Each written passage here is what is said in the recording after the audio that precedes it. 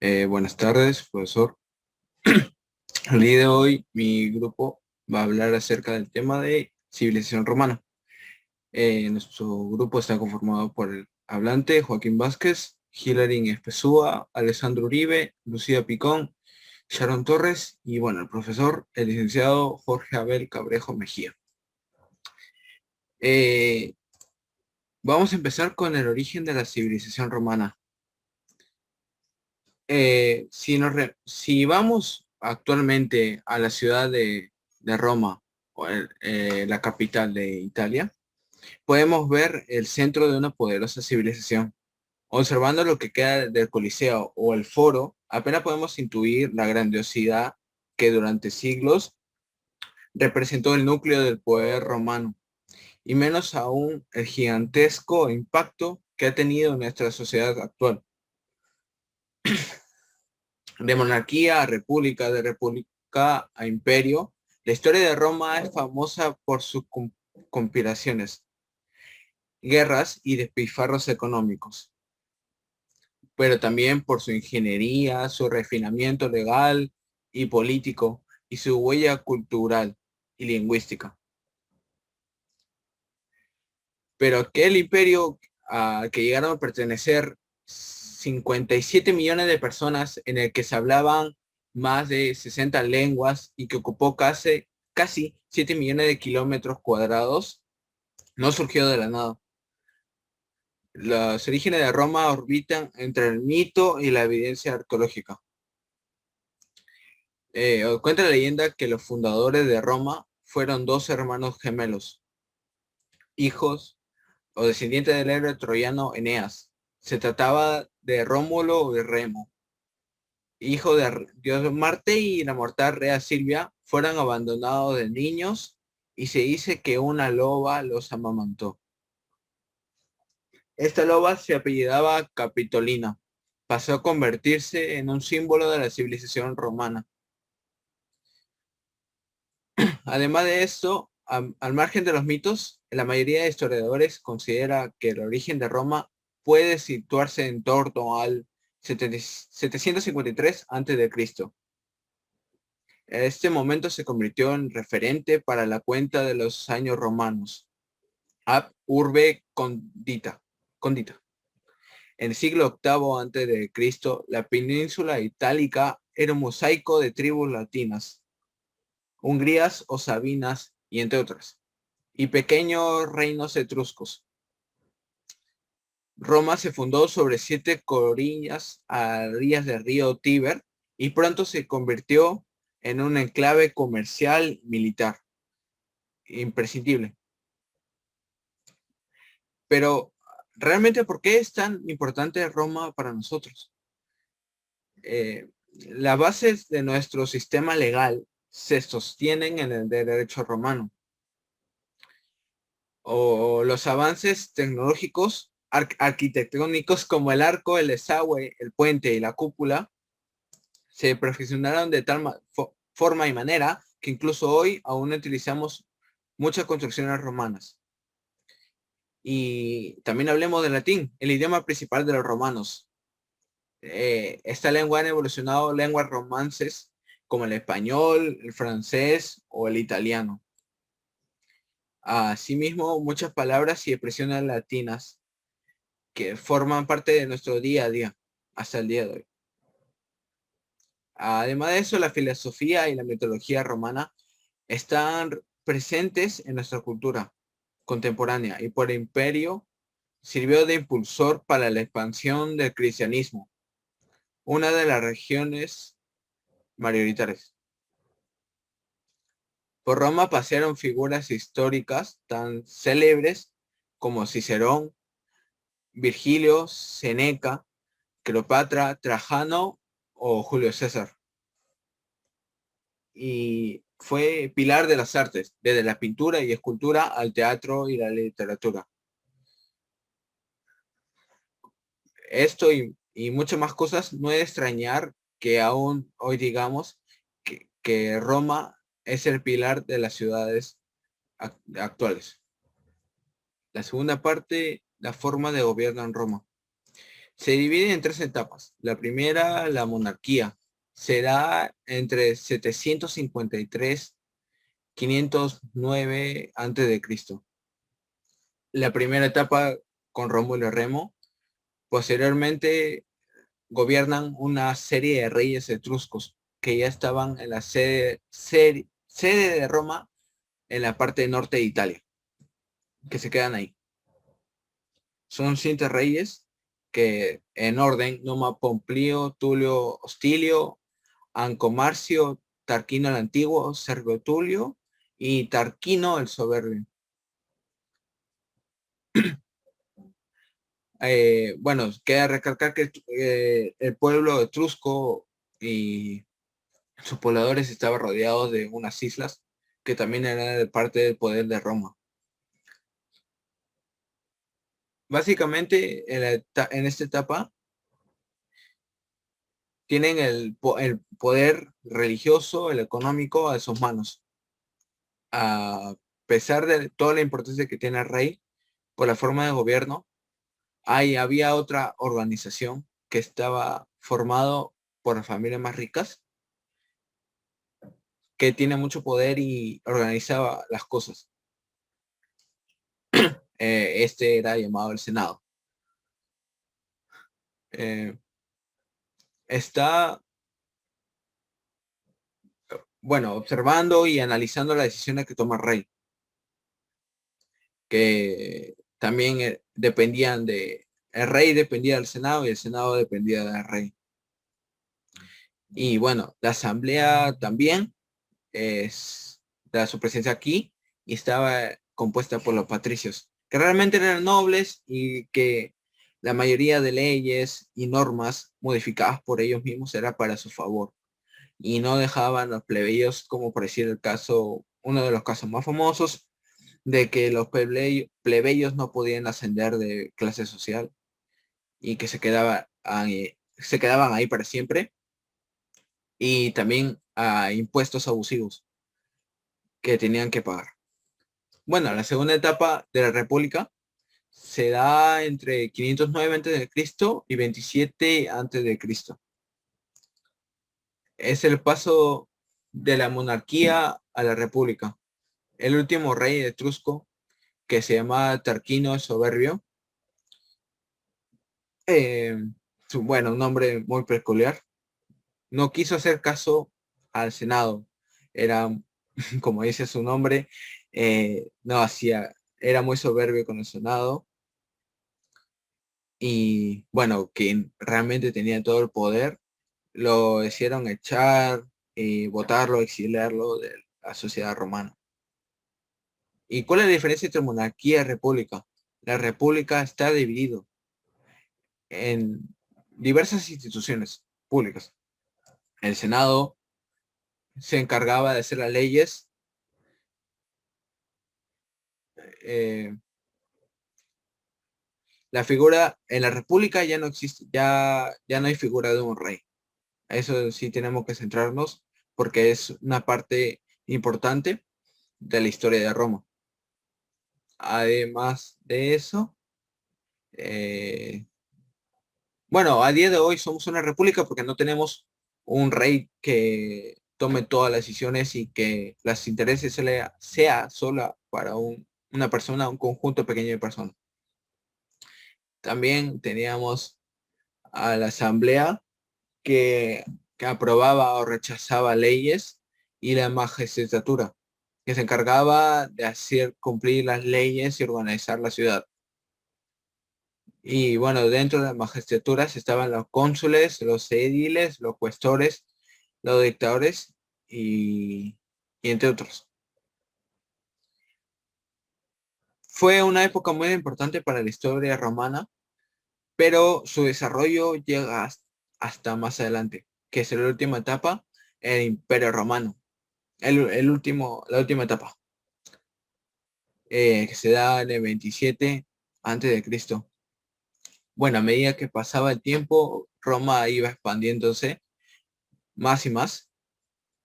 Fue el imperio más grande de la humanidad. co- eh, impli- imple- Implicaba un gobierno muy detallado. Y bueno, acá también se dio un cambio en la forma de gobierno. En la anterior etapa de la República, habían ciertas personas que estaban tomando un cierto poder dentro del Senado, aprovechándose de todos sus beneficios. Bueno, en pocas palabras, iban acumulando poder y esto limitaba al poder de la República y de otros funcionarios. Así que decidieron, era mejor establecer un poder centralizado. Primero, el, el austriato de tres personas, triunvirato de tres personas, y luego se formó otro, la figura de Octavio, el hijo de Julio César, que estaba en el primer triunvirato de tres personas, y luego se le otorgó el título de Augusto, quien tendría un poder unipersonal como emperador romano, y un poder único. Aquí acabaría la tercera etapa del Imperio Romano. La economía romana. La economía en Roma era muy importante, ya que si se mantenía equilibrada, daría como resultado tener un estado estable y firme ante las diversas circunstancias que podrían ocurrir, como en caso de las guerras. Asimismo, sería interesante conocer cuáles eran los elementos que la conformaban, así que a continuación las mencionaremos. En primer lugar, tendríamos a la agricultura, ya que al igual que otros estados de la época, era base fundamental de la economía.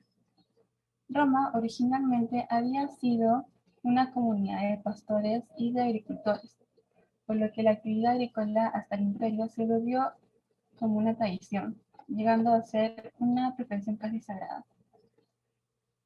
Asimismo, su parte de la sociedad estaba bien reconocida, ya que incluso la alta clase social, como los patricios, dedicaban su tiempo para así obtener un aumento de sus riquezas, aunque en realidad los patricios no eran los que se encargaban en realizar de forma directa esta actividad. Los que en verdad lo hacían eran sus esclavos, que se encargaban de hacer el trabajo duro, de cultivar y de extraer los productos.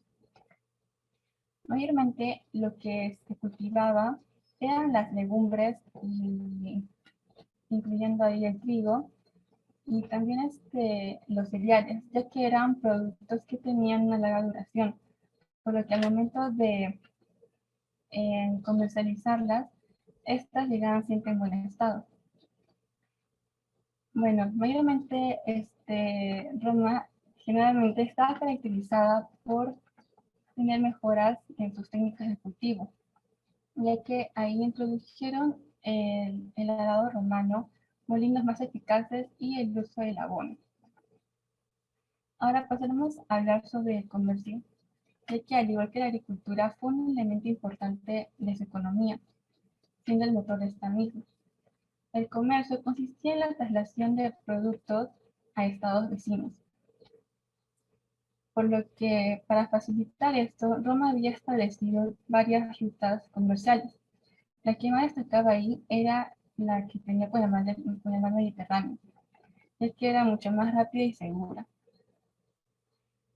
Ahí, las mercancías que más se exportaban eran el vidrio y diversos alimentos. Cabe mencionar que la alta clase social eran los que facilitaban el comercio, ya que al Estado les brindaba transporte y dinero, para así obtener algún beneficio en este campo. Otro elemento de la economía romana eran los trabajos en la ciudad, que a diferencia del comercio y de la agricultura, este no gozaba de gran consideración. Consistía en elaborar talleres y pequeñas empresas. Mayormente mayormente los que se dedicaban a eso eran los esclavos y los extranjeros. Y las diversas actividades que hacían eran las de alfareros, herreros, y maestros. Bueno, por último, finalmente tenemos a los impuestos. Estos eran utilizados para financiar las diversas actividades que tenía el Estado. Pero tras las múltiples conquistas que tenía, Roma obtenía una suma grande de botines, por lo que debido a esto no había la necesidad de gravar los impuestos, y poco a poco estos cifras se fueron reduciendo. Como ejemplo, en la época republicana, los impuestos públicos no eran muy exigentes, siendo la tasa del 1%, y algunas veces llegaba a elevarse al 3%. Por favor, iremos en este momento a hablar sobre la sociedad social, lo de la sociedad romana. Bueno, esta sociedad estaba dividida en dos grupos, la de los ciudadanos y no ciudadanos. La de no ciudadanos estaba conformada por personas que habían nacido originalmente en Roma. El mayor rango era el de ser emperador. Este dirigía el imperio. Bajo de él se encuentran los senadores y administradores del imperio, llamados también patricios, que formaban parte de las familias más antiguas del imperio romano. Ellos poseían todos los privilegios, tanto fiscales como judiciales, políticos y culturales. Eran ciudadanos de pleno derecho y componían el Senado romano. Bajo de ellos tenemos a los plebeyos, que en un principio no tenían derechos, pero con el pasar de los años fueron reconociéndoles derechos fundamentales como el de ser ciudadano romano y elegir a los representantes estatales. Después se encuentran las mujeres. Las mujeres, nacidas en libertad en Roma, eran consideradas ciudadanas romanas, pero no poseían los mismos derechos que los varones. El segundo grupo es la de los no ciudadanos y está conformada por los hombres libres. Ellos eran ciudadanos que, no siendo de nacionalidad romana, adquirían dicha nacionalidad, por lo que también solían llamarse extranjeros. Después se encuentran los libertos. Los libertos eran aquellos esclavos liberados por sus amos, y este se encontraba siempre inferior a los hombres libres. Por último, tenemos a los esclavos. Ellos no tenían derechos y habitualmente eran prisioneros de guerras y de tropas enemigas. El número de esclavos en Roma llegó a ser muy grande tras la expansión del imperio. Bueno, gracias. Ya, empezando con el derecho romano, nosotros conocemos por derecho romano a todo el conjunto de normas y leyes que rigieron al pueblo de Roma en la antigüedad durante aproximadamente 14 siglos, desde la fundación de la ciudad hasta aproximadamente el siglo VI después de Cristo, donde el emperador Justiniano promulgó un ordenamiento jurídico al que lo llamó Corpus Juris Civilis, luego de recopilar todas las leyes y normas que existían anteriormente. Este compendio de leyes, el Corpus Juris Civilis, es muy importante para la humanidad, para todo el mundo, porque es el pilar fundamental de todo el sistema jurídico de gran parte del mundo actual, del derecho contemporáneo. Va desde las constituciones hasta los actuales códigos civiles, incluyéndose el del Perú. Y al igual que el sistema jurídico en la actualidad, podemos dividir el derecho en dos grandes ramas, el derecho público y el derecho privado. El derecho público es aquel que regulaba la relación entre el ciudadano romano, es decir, el pueblo, con el Estado, es decir, las instituciones y los gobernantes. Estas normas no podían ser modificadas a petición de ambas partes, a diferencia del derecho privado, que sí podía ser modificada si ambas partes lo creían conveniente.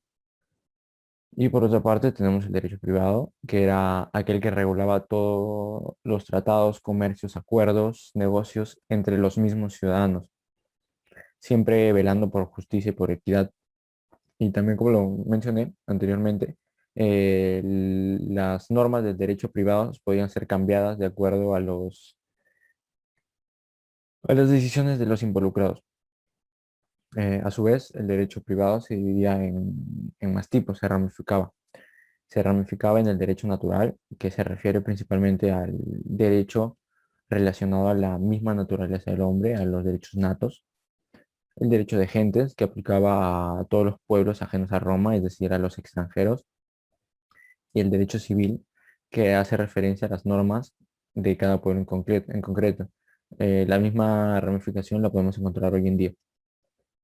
También, por otra parte, podemos decir que el derecho romano, no, que podemos decir que la razón por la que el derecho romano ha transcurrido hasta la actualidad se debe básicamente a tres principios fundamentales, que sería el honest vivere, que se refiere a vivir honestamente, es decir, llevar una vida conforme a la ley sin cometer infracciones. El alterum non laedere, que significa no dañar a nadie, no hacer algo que pueda ocasionarle algún perjuicio a alguna persona X, una persona, un tercero. El sum cuique tribuyere, que significa que a cada persona le tiene que corresponder lo suyo, es decir, en cada tratado, en cada comercio, cada persona tiene que recibir lo que debe recibir. En caso contrario, se administra la justicia. Estos principios fueron los pilares, ¿no? Para que el derecho romano pueda prevalecer hasta nuestra actualidad, para que se convierta como el modelo para el sistema jurídico que tenemos en gran parte del mundo, el Perú también. Pero por otro lado tenemos a las fuentes del derecho, que son los medios por los cuales nosotros llegamos a conocer el derecho, como nosotros, la fuente es la manera en la que nosotros entendemos estos decretos del derecho romano. Pueden ser medios, leyes, escritos, edictos, y se dividen en tres: el mores maiorum, las fuentes justinianas y las fuentes extrajustinianas. El mores maiorum es un término latino que significa, su traducción en español sería la tradición de los ancestros, por lo tanto hace referencia a aquellas costumbres, tradiciones, normas, leyes que ya regía el pueblo antes del Corpus Juris Civilis y se transmitía de generación en generación, es decir, no estaba escrito en ninguna ley, en ningún sitio, todo se transmitía oralmente y estaba, por supuesto, sujeto a subjetividades, es decir, no, es decir, dependía de la interpretación de las personas que hacían uso de estas leyes. Y esta falta de objetividad originó la posterior creación de las leyes de las 12 tablas, que más adelante se hablará de eso. Luego tenemos las fuentes justinianas, que son aquellas leyes, normas y textos legales que fueron recopiladas por el emperador Justiniano para crear el Código Justiniano, también llamado Corpus Juris Civilis, que es el cuerpo jurídico más importante de la historia, por la magnitud que significó esto. Y por último tenemos las fuentes extrajustinianas, que son aquellas que no fueron recopiladas por mandato del emperador Justiniano, es decir, aquellas posteriores, anteriores o de relevancia menor. Entre ellas destacan Responsa del jurista Emilio Papiniano, Instituciones del jurista Gallo y la Fragmenta Vaticana, que fueron los textos que descubrieron en el Vaticano. Y por último, dejando de lado las fuentes justinianas, tenemos a la ley de las 12 tablas, que como ya se mencionó, surgió por la necesidad que tenía el pueblo romano de tener las leyes claras y que no sean subjetivas, que no se presten a interpretaciones de cada persona. Este fue el primer ordenamiento jurídico que tuvo todo el pueblo romano y fue un conjunto de leyes bastante completo y muy variado, porque va desde el derecho procesal, el derecho privado, el derecho de familias y también las dos últimas tablas hacen mención a la prohibición de matrimonios entre patricios y plebeyos. Y esto es todo por derecho romano. Pasamos a arquitectura, por favor. Ya, la arquitectura romana es claramente una parte muy importante del legado que nos dejó, valga la redundancia, Roma para nosotros, ya que sería Roma sin sus monumentos, grandes estructuras. Es más, lo primero que pensamos cuando escuchamos Roma es el Coliseo romano, y esto es por la gran influencia que ha dejado en nuestras sociedades actuales. Las estructuras romanas tienen una influencia también, y principalmente es del Imperio griego y de los etruscos. De los griegos porque como Roma invadió Grecia, adoptaron bastantes formas bastantes costumbres, y su arquitectura se deriva bastante de la griega. Las características de la arquitectura son bastantes y muy importantes, ya que ayudó a que la arquitectura prevalezca hasta nuestra actualidad, porque la mayoría de los monumentos griegos los podemos tener hoy en día, están bien conservados. Esto se debió principalmente a los diferentes tipos de materiales que usaron en su construcción, ya que usaron hormigón, usaron ladrillo, usaron madera y usaron mármol. Otra característica importante es que, a diferencia de Grecia, las estructuras romanas eran útiles. No eran simplemente bonitas como son las griegas, o como eran las griegas, que eran bonitas por fuera, pero no tenían una utilidad clara. En cambio, la de Roma sí. Otra característica importante es el tamaño de las estructuras romanas, ya que son de un tamaño bastante importante, y esto es debido a que los romanos pensaban, bueno, en su idea, de que mientras más grandes eran sus estructuras, era sinónimo de grandeza, del poderío de su imperio, cosa que es verdad.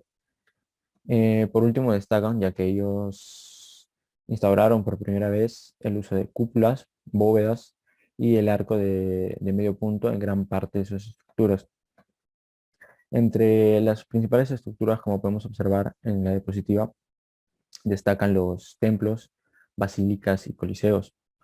Los templos romanos eran de carácter religioso, donde se hacían ceremonias y sacrificios, y reflejaban la relación entre el gobierno y la religión, una relación bastante fuerte.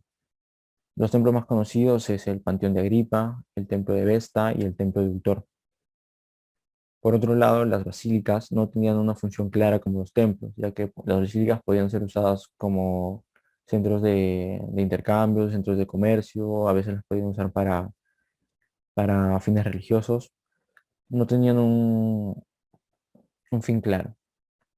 Las basílicas más importantes son la Basílica Porcia, la Basílica Emilia y la Basílica Julia.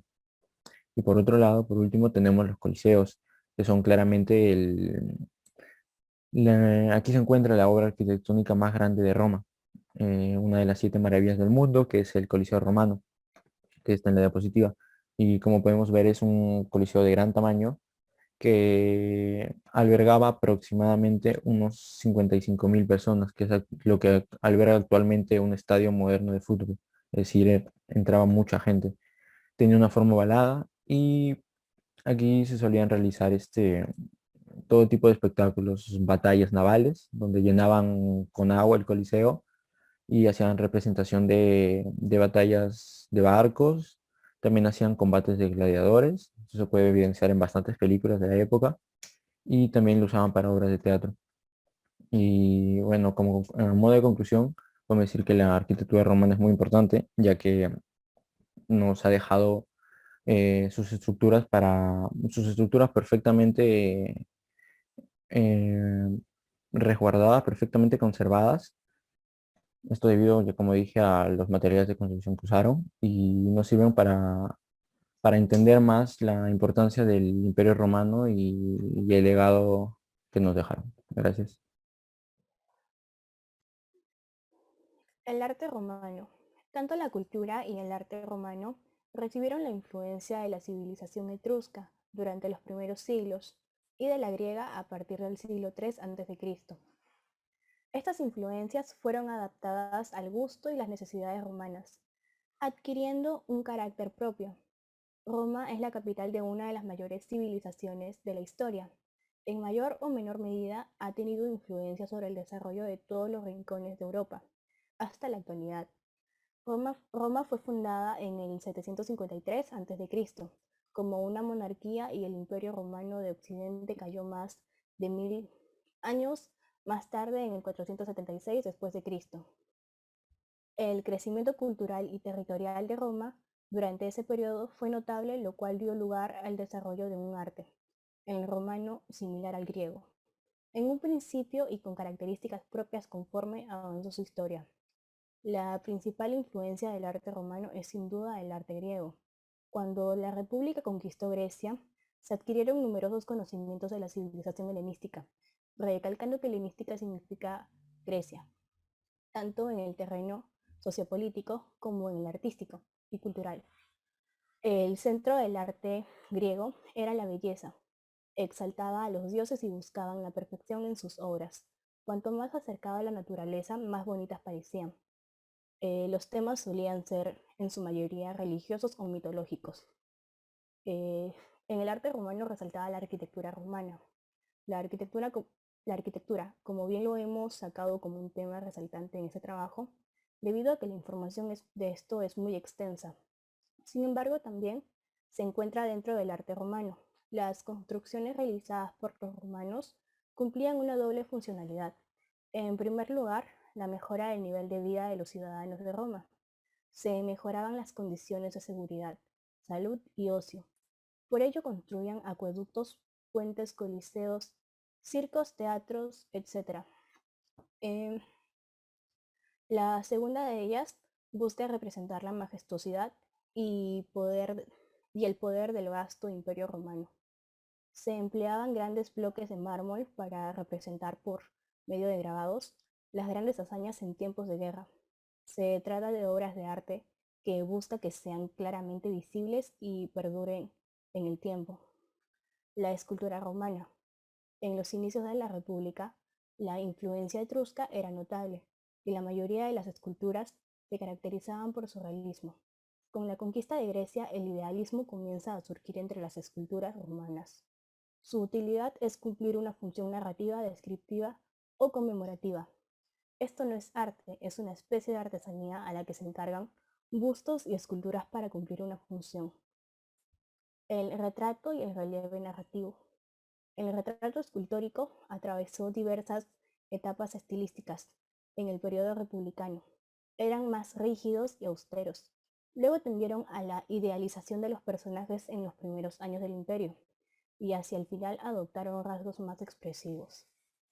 A pesar de estas diferencias, los retratos siempre buscaron reproducir de manera naturalista los personajes que representaban los relieves narrativos. Son verdaderas descripciones históricas realizadas sobre la piedra. En general, representaban las glorias militares de los emperadores y generales y desplegaban en altares arcos de triunfo, columnas conmemorativas y tumbas. Pintura romana. Se distinguen dos corrientes pictóricas o estilos bien diferenciados. Estilo neoático, preocupado por la forma humana, que resalta temáticas mitológicas y epopeyas. Estilo helenístico o alejandrino, preocupación por la pintura rural, paisajes y marinos.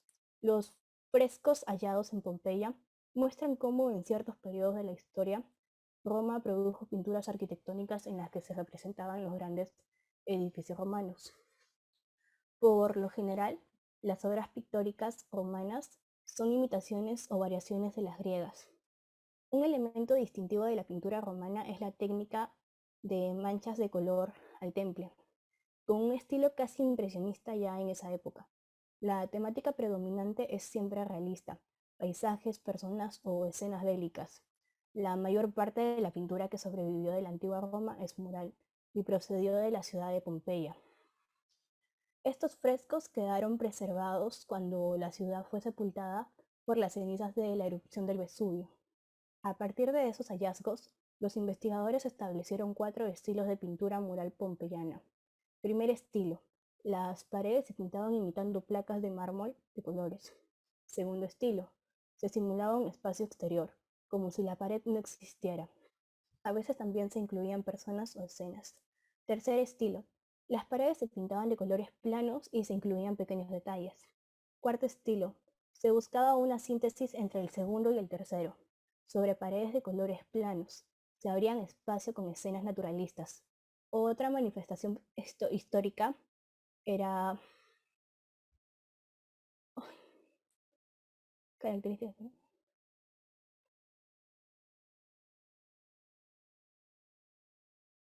Fueron las escenas con mosaico. En este caso, las imágenes se construían con pequeñas piezas de mármol de distintos colores. El mosaico, aclarando que el mosaico no es una invención por parte de los romanos, ya que se han hallado en diferentes culturas anteriores desde Creta o Mesopotamia, pero estos consiguieron convertirlos en habituales en todos los edificios, tanto públicos como privados. Gracias una vez más a Vitruvio y los restauradores de nuestros tiempos, hemos conseguido conocer cómo se elaboraban sus diferentes tipos o bien cuáles eran los temas plasmados más habituales. Las villas tardorromanas tuvieron frecuentemente sus suelos cubiertos por hermosos mosaicos con figuras geométricas, escenas de casas mitológicas, etc. Los temas representados en los mosaicos eran muy diversos, además de diferentes ámbitos de la vida romana. Podemos constatar que el tema preferido era el relativo a las divinidades y que se llevaba la palma era el dios griego Dionisio. Baco para los romanos, que se ocupaba de proveer de vino y manjares las ricas mansiones del imperio. Aunque tanto el resto de compañeros del panteón griego, así como la mitología helénica, estaban ciertamente muy bien representados. Religión romana, por favor.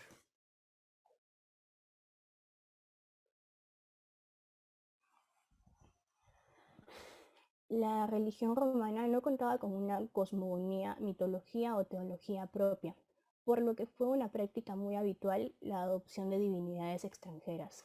La religión tenía un sentido utilitario y estaba al servicio tanto de los individuos como del Estado. La actitud religiosa de Roma estuvo determinada por el reconocimiento del poder de los dioses y de los vínculos que los relacionaban con los hombres.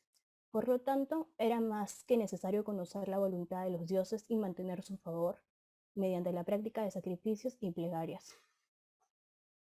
Así esta relación no solo era característica de los ambientes privados, sino que también fue política y estatal, pues la principal obligación del Estado consistió en indagar la voluntad de los dioses y mostrar agradecimientos por medio de la práctica de sacrificios, la celebración de juegos sagrados o la construcción de templos en su honor.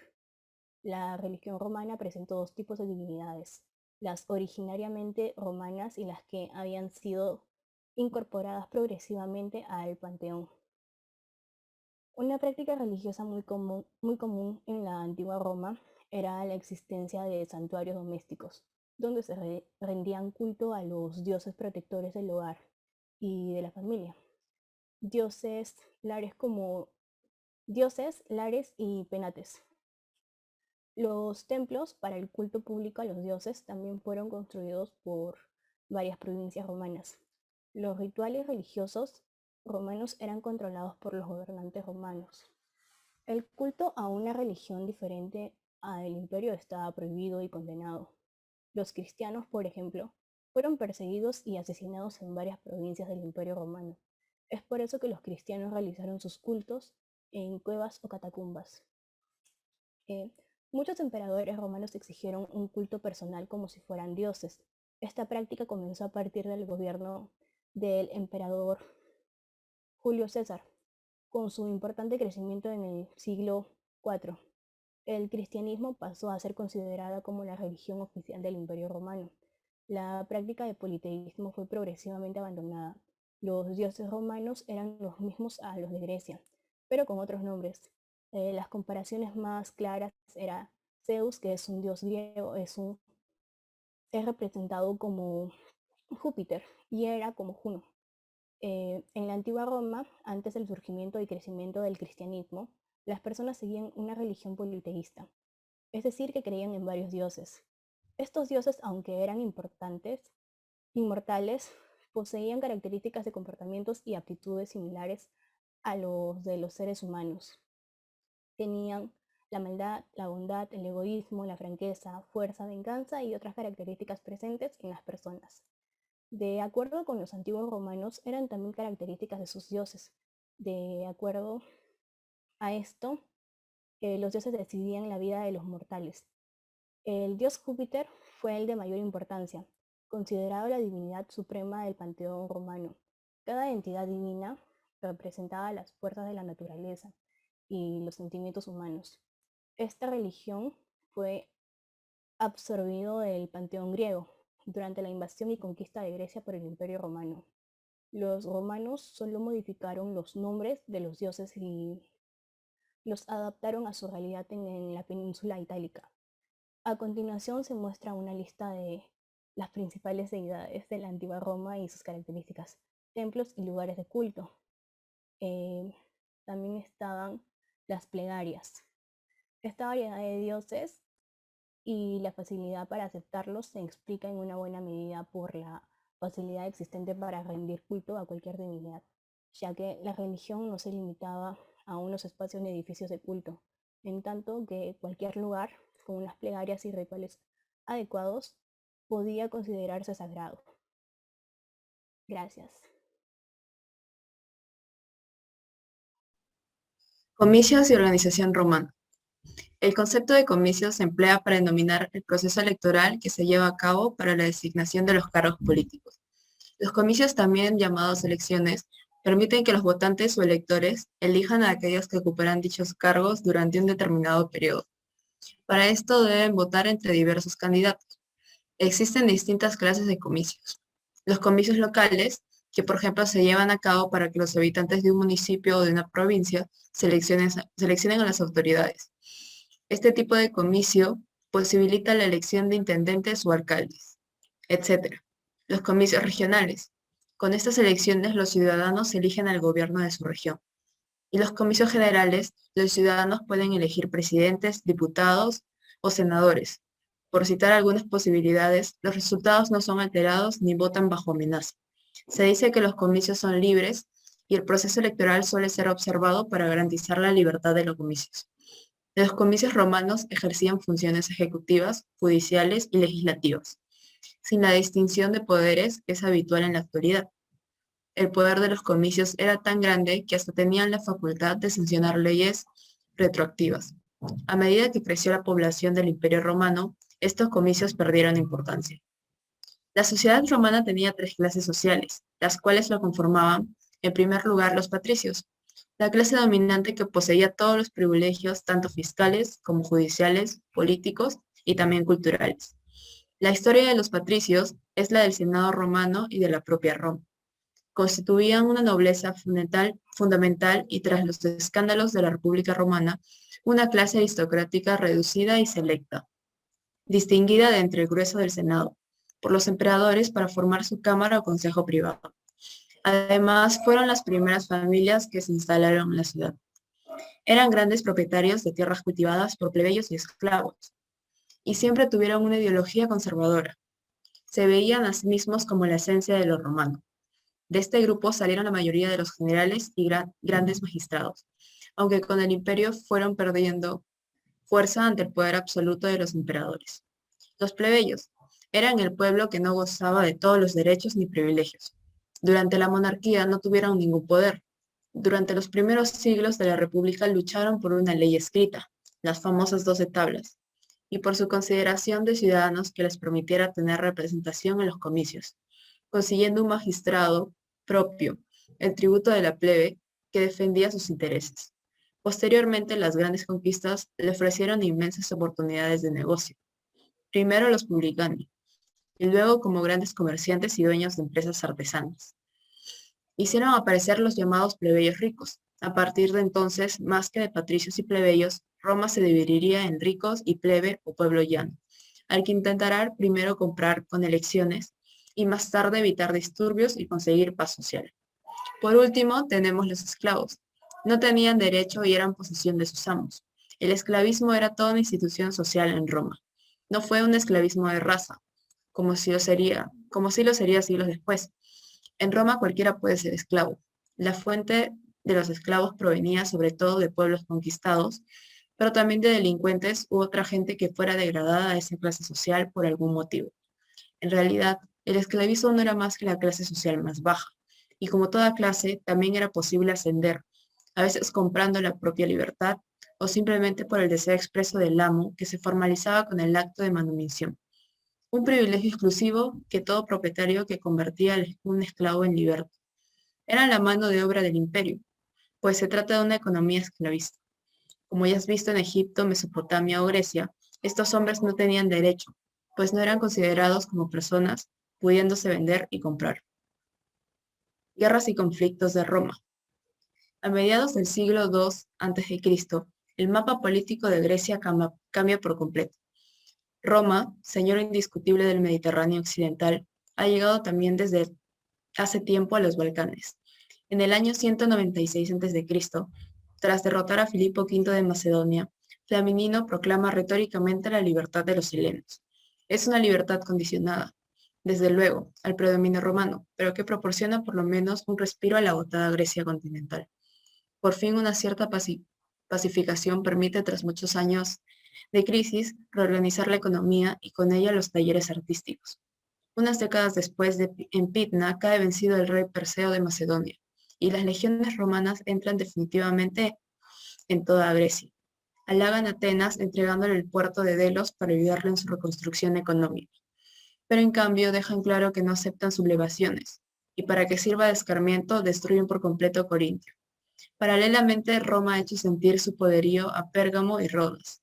Sus tradicionales aliadas en el Egeo, y a Rodas en concreto, para castigarla por una actividad diplomática dudosa, le oponen la competencia de Delos. Rodas tarda pocos años en darse cuenta de que toda resistencia es inútil, y prefiere aceptar una alianza desigual con Roma. Así por lo menos recuperará parte de su antigua fuerza económica. En cuanto a Pérgamo, su rey Átalo III, demente en ciertos asuntos, pero muy lúcido en política, acaba cediendo sus estados por testamento al Senado y a pueblos romanos. Con este gesto, todo el Egeo, verdadero núcleo rector del arte helenístico, está en manos de Roma. Y sin haber sufrido guerras destructoras ni cambios profundos en su vida o su economía, difícil es valorar el papel que Roma, la nueva señora política, puede ejercer en el arte griego desde esta época hasta el final teórico del periodo helenístico.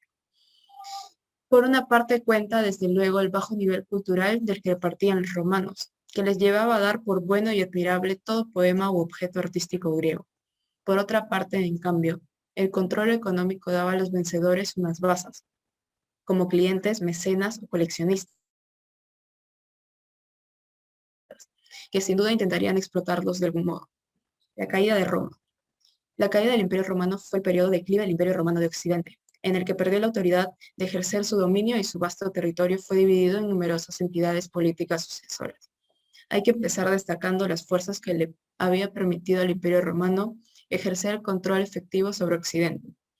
Historiadores modernos mencionan factores que incluyen la efectividad y el tamaño del ejército, la salud y el tamaño de la población romana, la fuerza de la economía, la capacidad y competencia de los emperadores, las luchas internas por el poder, los cambios religiosos del periodo y la eficiencia de la administración civil.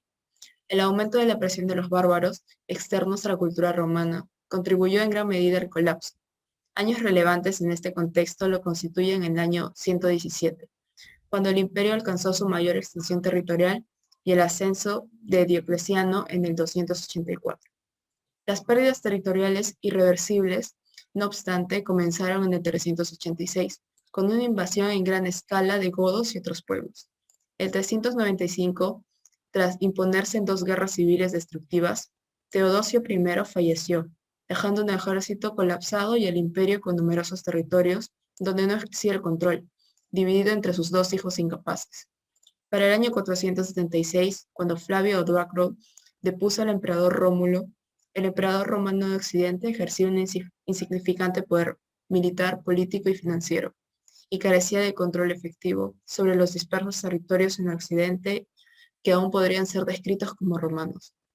Los invasores bárbaros establecieron su propia autoridad en la mayor parte del área del Imperio de Occidente, aunque muchas dichas gentes no fuesen ni invasores ni bárbaros, al ser gentes asentadas en el propio imperio de manera pacífica en su origen, recibiendo los líderes de estas gentes el título de cónsules o virreyes por parte de los emperadores residentes en Constantinopla, como el propio Flavio Odoacro, ciudadano romano nacido en Panonia, aunque en su legitimidad sobrevivió durante varios siglos más, y su influencia cultural persiste hasta el día de hoy.